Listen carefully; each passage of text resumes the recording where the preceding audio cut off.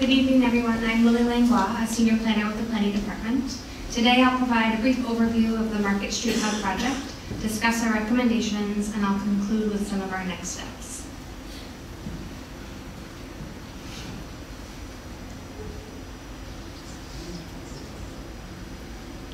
So, what is the hub? This is the hub. The hub is the intersection of Market, Valencia, Haight, and Gough Streets. It was known as the hub because it was the location where 4 rail car lines met. The future of the hub will look quite different from those photos and from what it looks like today. The vision for the hub is one with more housing, more affordable housing, safer walkable streets, active public spaces, increased transit capacity, and complete neighborhood services and amenities. This area was included within the boundaries of the Market Octavia Plan adopted in 2008. In the plan, the hub was envisioned as a high-density, mixed-use neighborhood. While the plan set the framework for development, the department didn't receive applications until 2012, in part due to the recession in 2009. Given the development interest in 2016, the department initiated a process to look at the area holistically, to see if there were ways to increase affordable housing and improve the public realm. 3 public workshops were held, environmental review began last October, and plan adoption is expected fall of 2019. There are 5 project goals to guide our recommendations. Increase the amount of affordable housing, support transit investments, improve the urban form, enhance the public realm, and encourage the arts.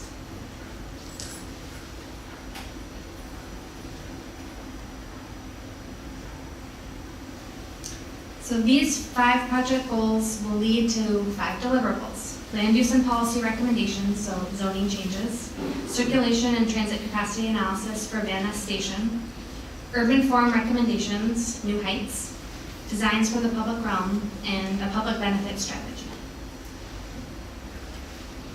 But projects in this area are at very different stages in the entitlement process. While this effort is underway, projects can move forward under the existing zoning, and many have. Parcels shown in white have been approved. And parcels shown in orange have not yet been approved, and some of them may take advantage of higher heights. So why are we doing this project if not every parcel is taking advantage of the upzoning?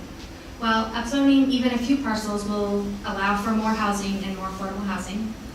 We can explore changes to the entire street network rather than looking at each block individually. And since all development pays fees to the city, we can define and coordinate how that revenue is spent. So currently there's 2 zoning districts in the neighborhood. We're proposing to create 1 district and have consistent controls across the area.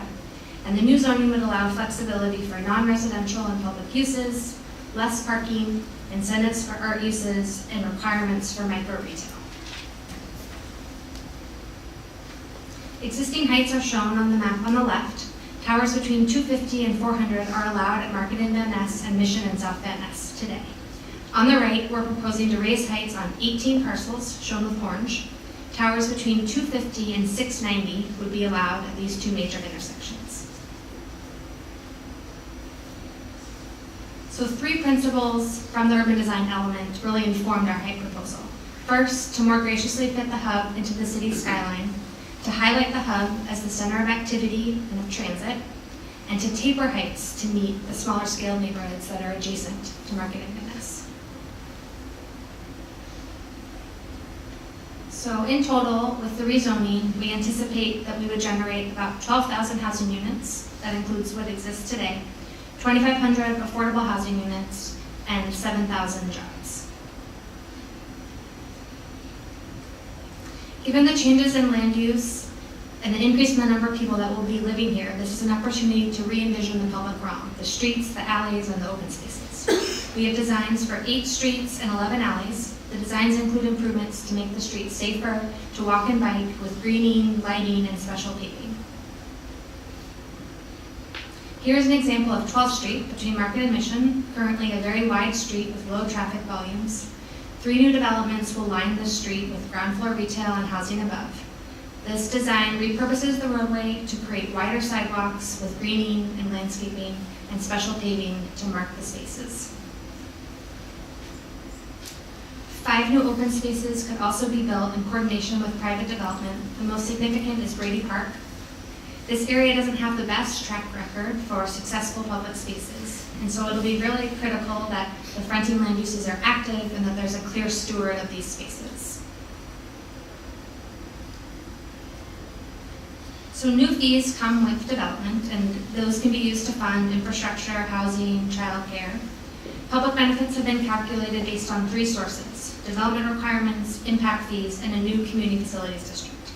We guess that $820 million could be generated under existing zoning and $1.2 billion under the proposed zoning, a 50% increase.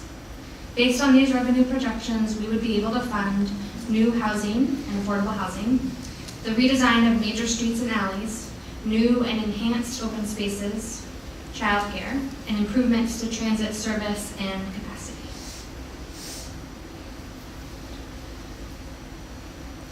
Our next steps for the project include, most importantly, to advance the environmental review process, to further develop and refine our public benefits package, to continue to coordinate with the development projects that are moving forward now to make sure that they meet plan goals, ongoing engagement with residents and anyone who's interested, and we're expecting adoption in fall of 2019. So the future of the hub will be very different from what exists today.